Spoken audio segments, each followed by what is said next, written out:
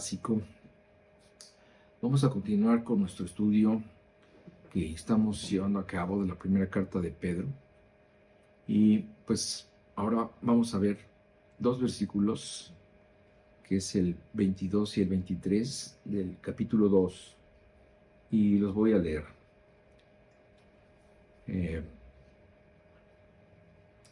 Voy a leer desde el 21 para entender un poquito el contexto. Dice: pues ahora para esto fuisteis llamados, porque también Cristo padeció por nosotros, dejándonos ejemplo para que sigáis sus pisadas. Entonces, está hablando de Cristo y dice: el cual no hizo pecado, ni se halló engaño en su boca.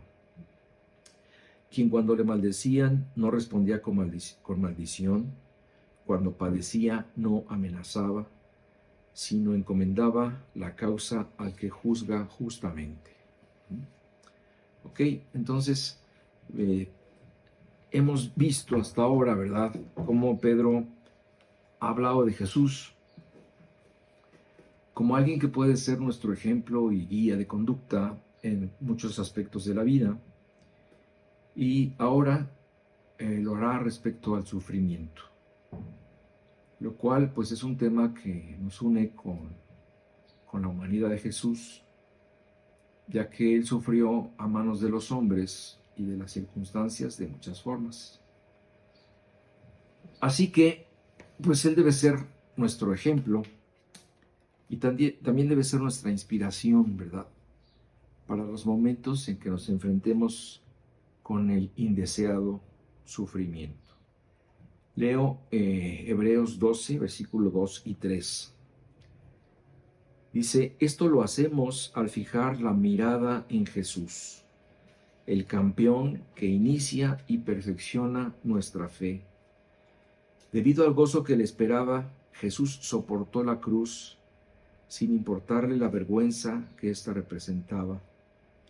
Ahora está sentado en el lugar de honor junto al trono de Dios. Piensen en toda la hostilidad que soportó por parte de pecadores. Así no se cansarán ni se darán por vencidos. Entonces aquí se nos está remitiendo a Jesús como un ejemplo de sumisión y sufrimiento.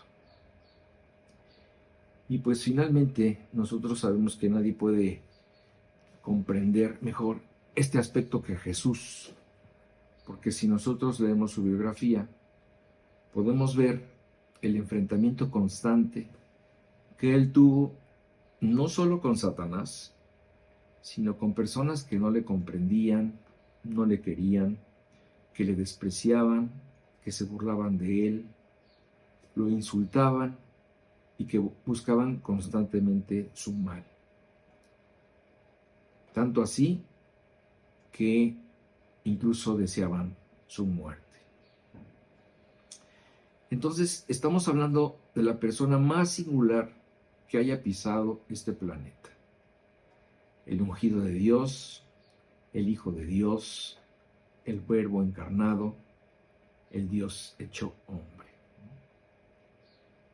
Y precisamente para apoyar la singularidad de Jesús, Pedro nos menciona dos características únicas de Jesús que el profeta Isaías ya había mencionado en el capítulo 53 de su libro, como precisamente características del Mesías. Entonces Pedro nos dice: el cual no hizo pecado, ni se halló engaño en su boca. Es decir, Jesús nunca pecó y nunca engañó.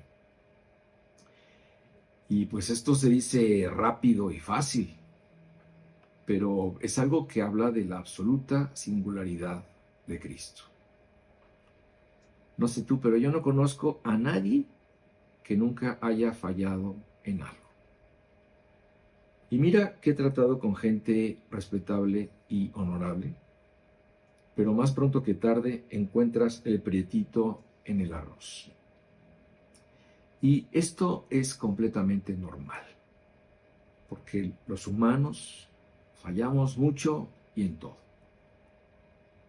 Pero aquí estamos oyendo el testimonio de un testigo, Pedro, que convivió con Jesús unos 3 años y que estuvo presente en diferentes momentos de su vida. Y él asegura rotundamente, como también lo hace Pablo, que Jesús nunca pecó. Vamos a ver cómo lo dice Pablo en 2 de Corintios 5:21, donde finalmente dice esto, ¿no? Empieza hablando de Jesús diciendo, al que no conoció pecado, así se refiere de Jesús, al que no conoció pecado, por nosotros lo hizo pecado, Dios lo hizo pecado, para que nosotros fuésemos hechos justicia de Dios en él. Entonces, Pablo se refiere a él como aquel que no conoció pecado. Y confirma lo que acabamos de leer que nos ha dicho Pedro. Pedro, al igual que otros, pudieron darse cuenta de que Jesús era justo.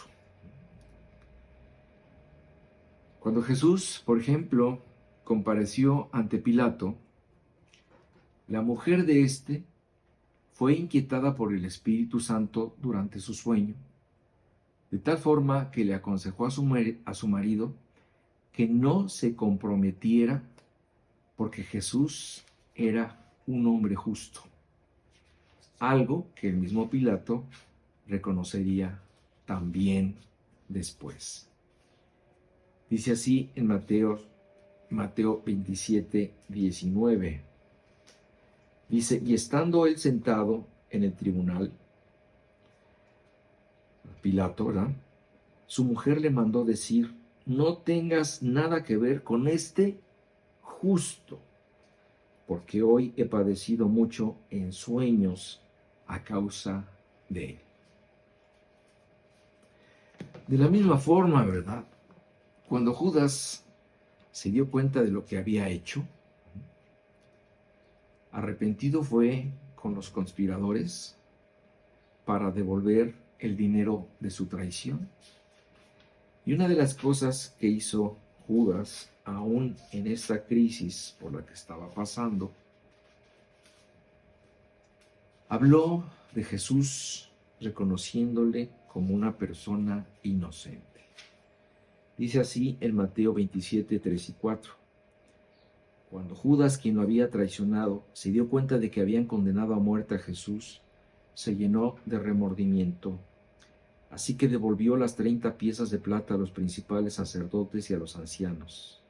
He pecado, declaró, porque traicioné a un hombre inocente. De hecho, también leemos en el Evangelio de Marcos, cuando Jesús se acercó a los demonios, estos reconocieron que Jesús era santo. Fíjate cómo dice Marcos 1:23 y 24. Dice, pero había en la sinagoga de ellos un hombre con espíritu inmundo que dio voces, diciendo, ¿qué tienes con nosotros, Jesús Nazareno? ¿Has venido para destruirnos? Sé quién eres, el Santo de Dios. Lo mismo, ¿verdad?, notó el ladrón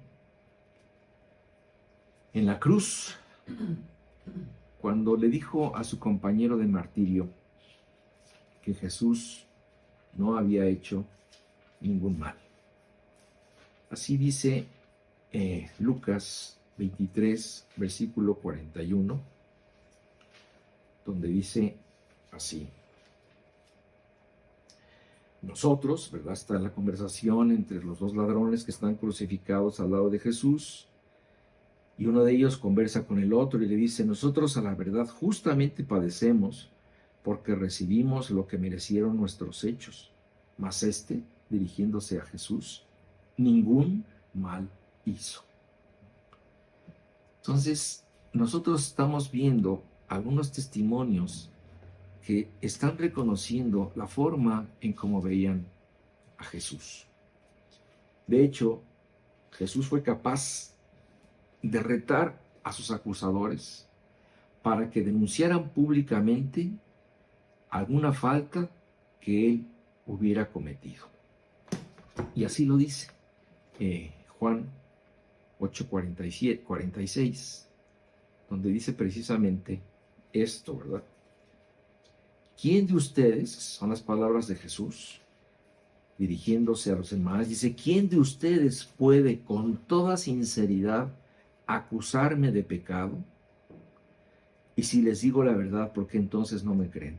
Entonces, imagínate qué calidad de vida tenía Jesús, que podía retar a las demás personas a que lo acusaran de algún pecado. Esto es increíble, ¿verdad? De hecho, también nos cuenta Mateo que cuando a él lo juzgaron, tuvieron que comprar a testigos falsos para que lo pudieran acusar de algo. Así dice en Mateo 26, 59 y 60. Dice, y los principales sacerdotes y los ancianos y todo el concilio buscaban falso testimonio contra Jesús para entregarle a la muerte. Dice, y no lo hallaron, aunque muchos testigos falsos se presentaban. Pero al fin vinieron 2 testigos falsos. Entonces estamos hablando de la necesidad, aún en el juicio, de encontrar testigos falsos, porque no había forma, ¿verdad? No había una forma honesta de acusar a Jesús de algo. Y bueno, como les decía, todos estos testimonios son perfectamente valiosos y le ayudan a lo que Pedro nos acaba de decir, a corroborar lo que ha dicho de Jesús, de que él nunca pecó. Sin embargo, el testimonio más importante de todos fue el que Dios Padre dio de él cuando dijo, este es mi Hijo amado en quien tengo complacencia. Es decir, Dios estaba completamente satisfecho con la obra y con la vida perfecta que vivió Jesús. Lo mismo que con su muerte expiatoria. Tanto así que después de morir le devolvió la vida a Jesús, ¿verdad? Entonces aquí vemos un gran contraste. Y yo podría preguntar, bueno, ¿quién piensa en el tiempo que quieras, piensa en la persona que tú quieras, pero dime, ¿quién puede igualarse a Jesús? Y la respuesta será absolutamente nadie, porque todos, absolutamente todos somos pecadores. Pero Jesús no pecó, es decir, Él llevó una vida perfecta, ni más ni menos. Algo, como les decía, que no podemos ver en ningún ser humano, porque esta fue una cualidad privativa únicamente, ¿verdad?, de Jesús. Y precisamente por esto, Jesús viene a ser la antítesis de Adán, quien representa al ser humano. Adán nos representa a ti y a mí con todas nuestras carencias y derrotas. Y por eso la Biblia nos explica que por Adán entró el pecado, y por otro, por Jesús entró la justicia.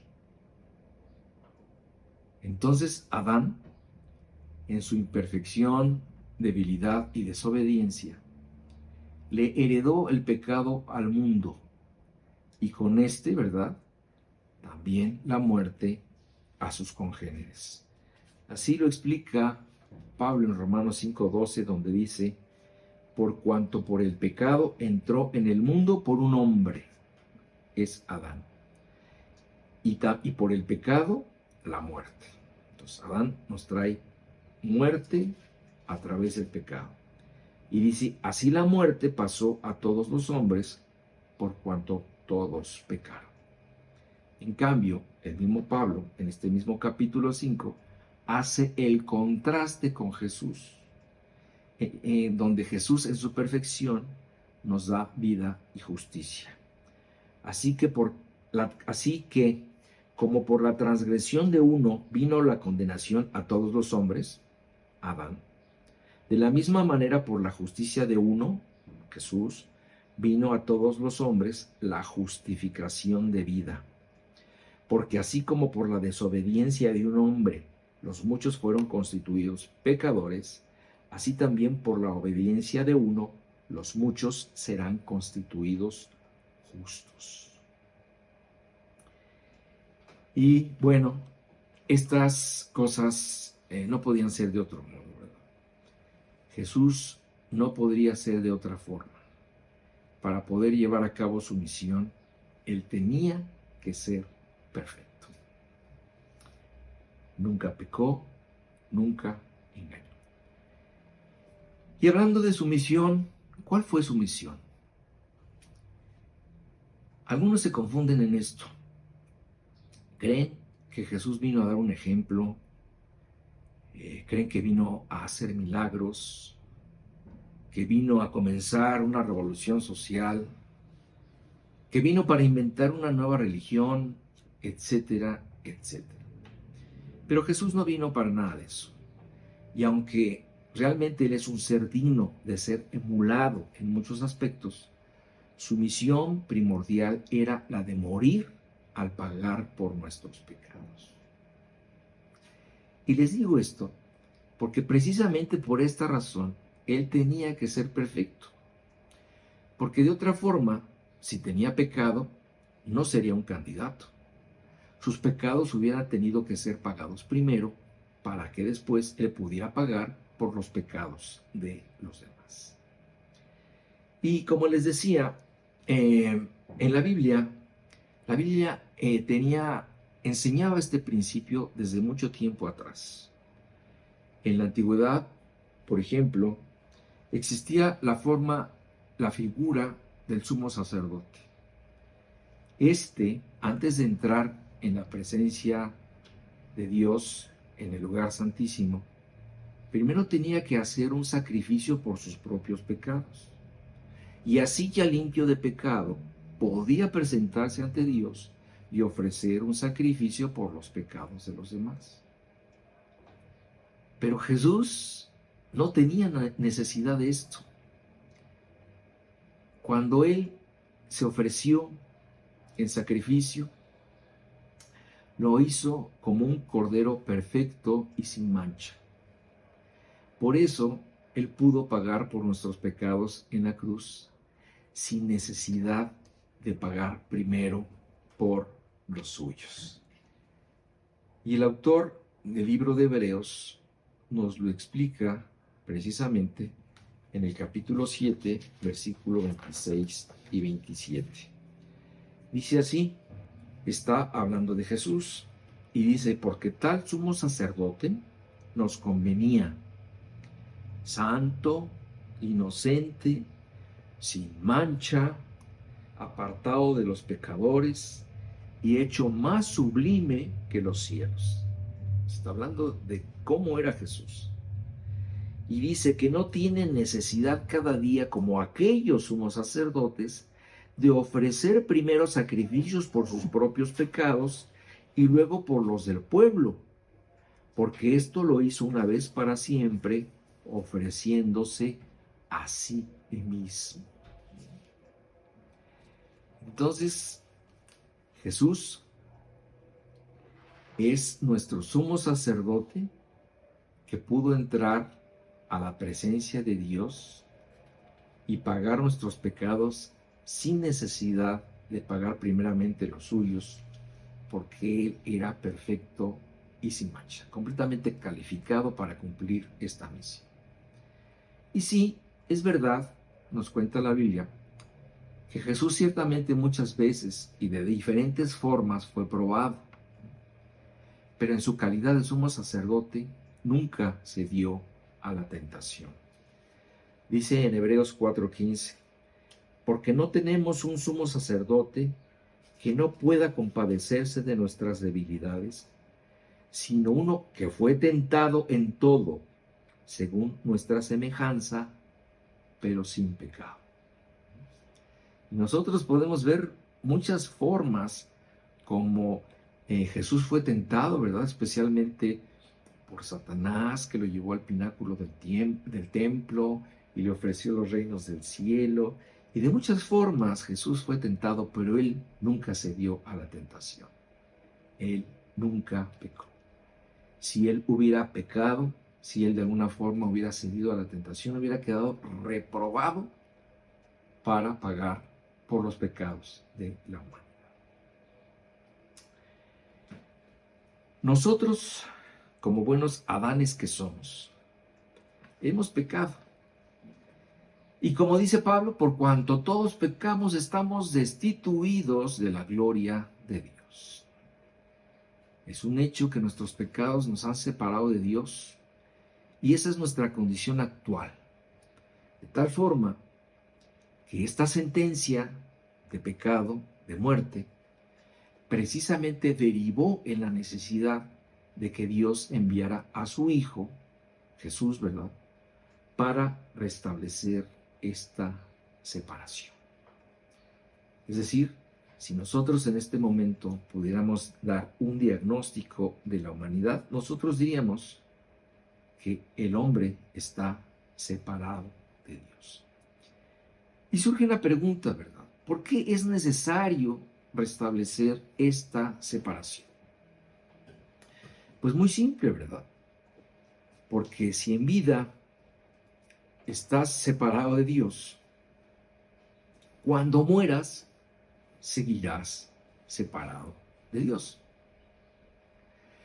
Y si a ti nunca te importó estar sin Dios durante tus 70 u 80 años que viviste en este mundo, quiero decirte que cuando mueras, pasarás al estado eterno separado de Dios.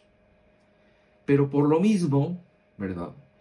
Como ya pasaremos a un plan de la eternidad, entonces la separación de Dios será eterna.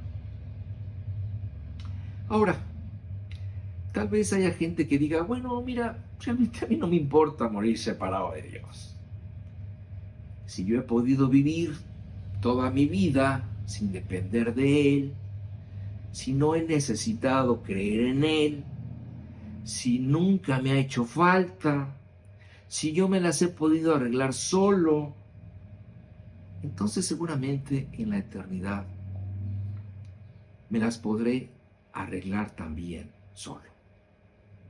Y podré también allá seguir viviendo independiente de Dios. Y bueno, mira, si piensas así, quiero decirte algo.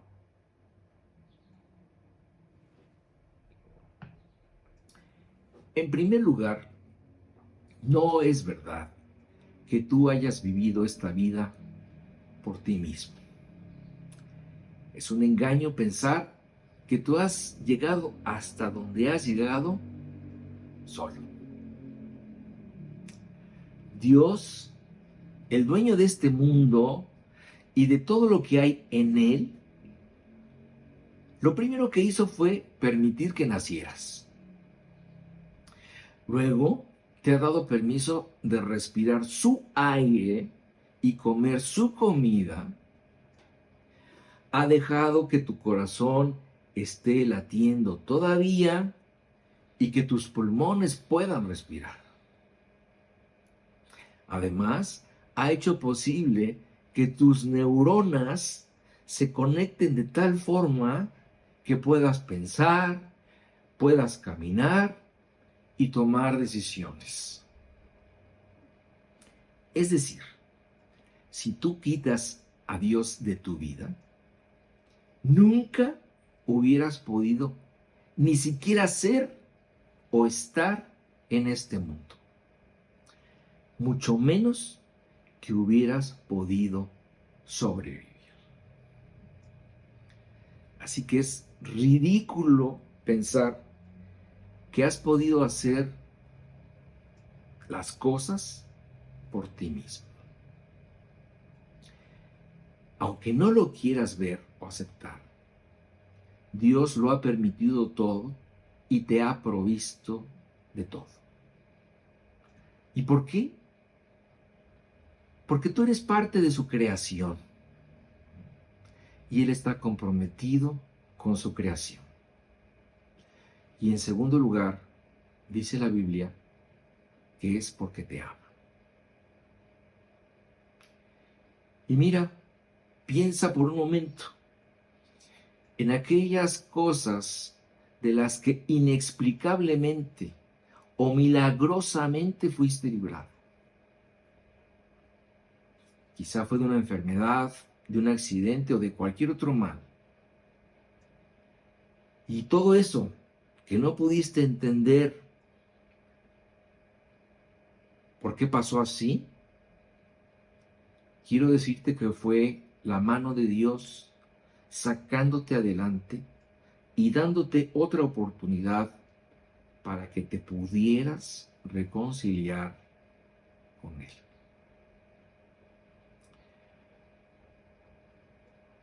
Entonces, como les dije, en primer lugar, ¿verdad? Nosotros debemos entender que si estamos en este mundo, ¿verdad? Es porque Dios te ha sostenido en él. No es verdad, de ninguna forma, que tú hayas podido sobrevivir por ti mismo. Y mira, en segundo lugar, si crees que en la eternidad te las podrás arreglar solo, quiero decirte que la situación allá será completamente distinta a la de aquí. Esta vida es la oportunidad que Dios le da al hombre para hacer la paz con él.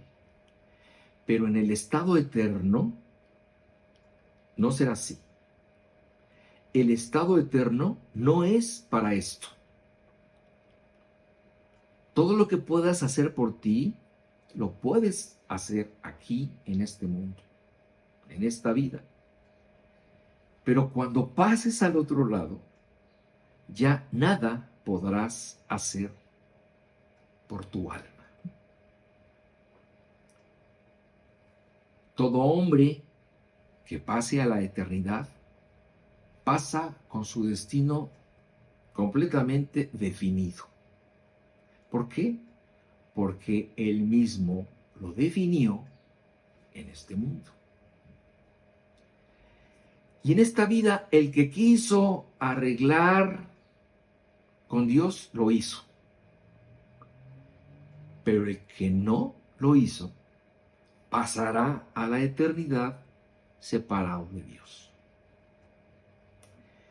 Y fíjate que allá en el otro mundo,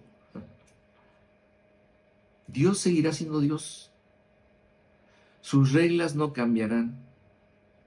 Las cosas escritas en su libro tendrán una vigencia eterna. Así que las mismas palabras que te condenan hoy aquí, te condenarán en un futuro allá. Dios no cambiará. Su palabra no cambiará. Las cosas que están escritas tienen una vigencia eterna. El pecado seguirá siendo condenado como pecado. Y todas las cosas que él escribió seguirán teniendo una vigencia. Entonces, Dios tampoco cambiará. Él será el mismo que aquí, igual que tú. Tú tampoco cambiarás. Esto quiere decir que si tú despreciaste a Dios en este mundo, lo seguirás despreciando también allá. Pero debes saber algo más. si en algún momento Jesús toleró tu actitud de rechazo hacia Él en esta vida, allá no lo hará más. El tiempo de la tolerancia fue aquí. El tiempo del arrepentimiento y del perdón fue aquí. Pero allá, este tiempo habrá terminado. La oportunidad habrá terminado. El límite de la paciencia de Dios habrá terminado. Y la tolerancia ya no será más. El tiempo habrá terminado para darle paso al tiempo del juicio. ¿Sí? Una cosa más que Dios puede hacer con sus criaturas es someterlas a juicio, ya sea para recompensarlas o para castigarlas. Y la Biblia dice que todos seremos juzgados sin excepción. Voy a leer lo que dice Lucas en el libro de Hechos, capítulo 17, versículo 30 y 31. Y escucha bien estas palabras tremendas. Dice así: pero Dios, habiendo pasado por alto los tiempos de esta ignorancia, ahora manda a todos los hombres en todo lugar que se arrepientan, por cuanto ha establecido un día en el cual juzgará al mundo con justicia por aquel varón a quien designó, dando fe a todos con haberle levantado de los muertos. Esta declaración es tremenda, es así como para que se nos enchine el cuerpo, ¿verdad? Pensar en el día del juicio. Y es tremenda esta declaración porque precisamente nos está diciendo que aquel que tú rechazaste aquí, Jesús, el resucitado, será el mismo que te juzgará allá. Así lo dice textualmente, dice. Dice, juzgará al mundo con justicia por aquel varón, está hablando de Jesús, por aquel varón a quien designó, dando fe a todos con haberle levantado de los muertos. O sea, es inequívoco lo que Jesús está enseñando aquí, de que él mismo, que pudo haber sido rechazado aquí, allá será tu juzgado. Y en este juicio solo hay dos resultados posibles: que seas aprobado o que seas reprobado, que seas aceptado o que seas rechazado. ¿Y de qué dependerá el resultado? Precisamente de tu posición ante Dios y ante su Hijo Jesucristo. Aquel que esté separado de Él será castigado. Y todo aquel que se haya reconciliado con Dios en esta vida será llevado a la eternidad, donde será salvado y recompensado. Entonces, creo que el mensaje es muy obvio, ¿verdad? Dios quiere que todos nosotros nos volvamos en creyentes, que nos volvamos en personas reconciliadas con Dios, que creamos, porque el creyente es precisamente una persona que ha creído, que ya remedió esta situación de separación con Dios el día que decidió arrepentirse y creer por medio de Cristo. A esto la Biblia ya le llama un acto de reconciliación, en el que se hace la paz con Dios y se restablece precisamente la relación perdida. Y es que hay algo que es un hilo conductor a través de toda la Biblia. De muchas formas, Dios siempre quiere darnos a entender la necesidad que todos absolutamente tenemos de ser salvados. tú, como yo y como todo el mundo, necesitamos ser salvados por un Salvador. Y yo te pregunto, ¿verdad? Así como te pregunté, ¿puedes encontrar a alguien igual que Jesús? De la misma forma te puedo preguntar si conoces a alguien que pudo hacer lo que Jesús hizo por ti. Yo creo que ninguna persona bien enterada de lo que Jesús hizo podría siquiera intentarlo. Sin embargo, hay algunas personas que pretenden igualar su obra. ¿Cómo? Cuando una persona piensa que puede salvarse por sí misma, por lo que pueda hacer o dejar de hacer, por su buen comportamiento, por sus méritos, en ese momento le está diciendo a Dios que Él puede hacer lo mismo que Jesús hizo, que Él puede obtener los mismos resultados que Jesús obtuvo por medio de su vida y de su conducta.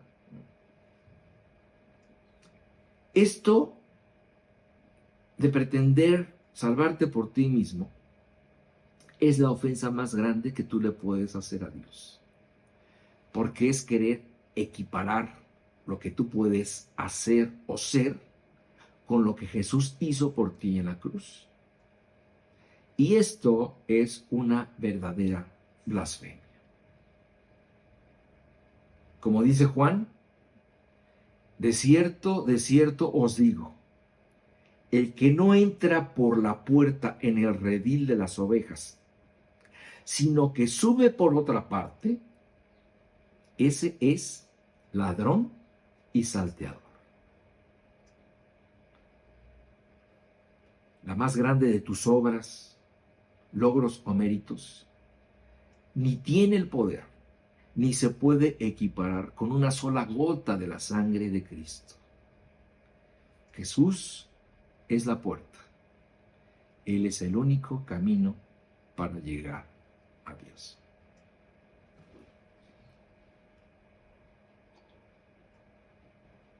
Así que Pedro nos dice que nunca pecó Jesús y ni tampoco engañó.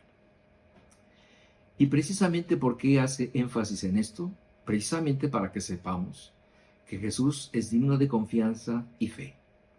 Él es único, Él es el unigénito de Dios y por eso es doblemente único.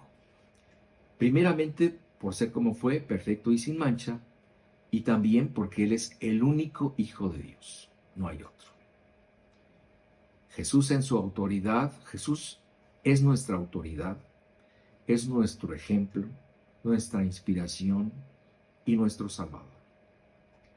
Él es insustituible e irrepetible. Es singular y completamente exitoso. El único apto para hacer lo que hizo, que fue primordialmente, como les dije, llevar a cabo la redención del hombre.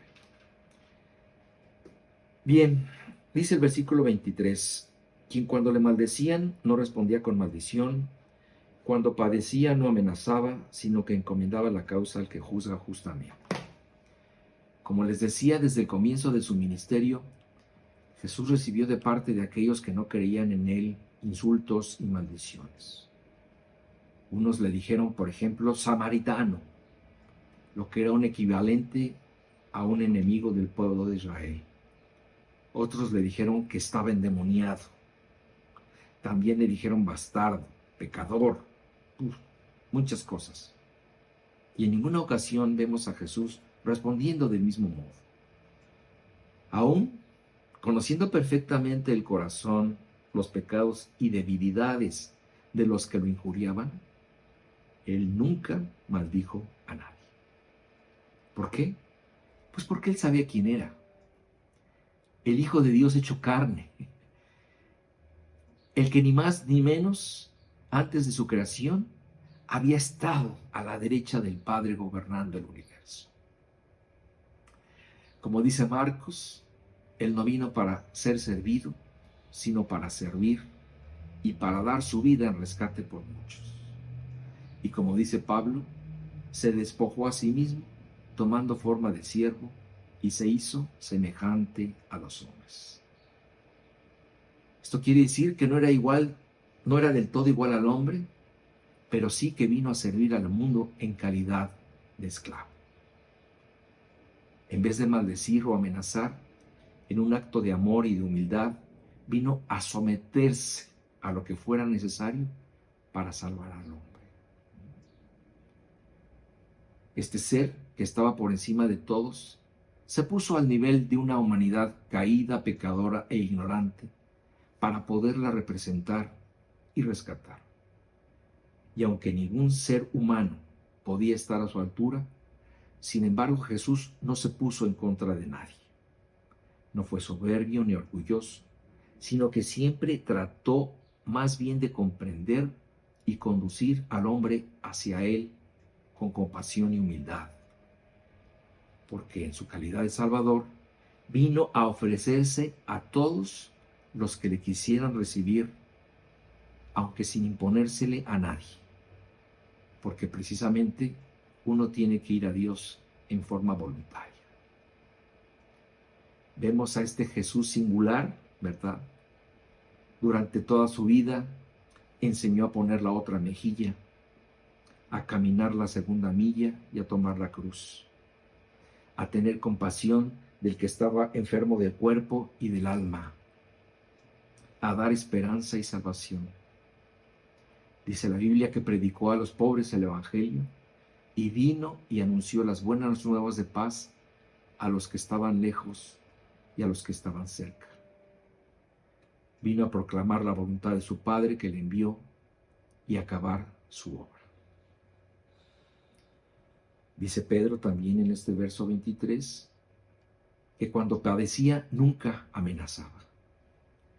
Jesús vivió todo su ministerio bajo amenaza de muerte, pero él nunca amenazó. Incluso en el momento de mayor sufrimiento, desesperación y vulnerabilidad, la cruz, él no mandó llamar a los miles de ángeles que estaban a su disposición y que gustosos hubieran acudido a castigar a aquellos que hacían sufrir a su Señor. Pero no lo hizo. Dice así en Mateo 26, 53. Está Jesús, ¿verdad? Y le dice, ¿acaso piensas que no puedo orar a mi Padre y que Él no me daría más de 12 legiones de ángeles? Esto lo dijo cuando lo habían atrapado en Getsemaní. En vez de eso, intercedió por la maldad y la ceguera y la indiferencia humana. Él no quería la venganza sobre alguien que estaba muy por debajo de él. Más bien, le pidió al Padre que los perdonara. Fíjate cómo lo dice Lucas 23, versículo 33 y 34.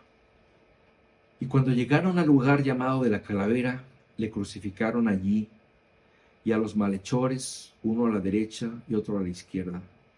Y Jesús decía, Padre, perdónalos, porque no saben lo que hacen. También dice el texto que él encomendaba la causa al que juzga justamente.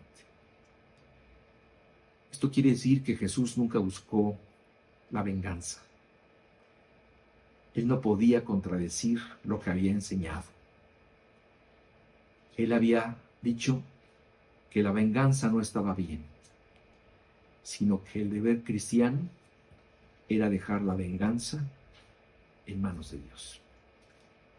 Dice Romanos 12:19, no os venguéis vosotros mismos, amados míos, sino dejad lugar a la ira de Dios, porque escrito está, mía es la venganza, yo pagaré, dice el Señor. Muy bien, pues lo vamos a dejar ahí por el día de hoy. Y si Dios lo permite, pues nos veremos la la semana que entra. Hermanos, que Dios los bendiga. Maranata. El Señor viene.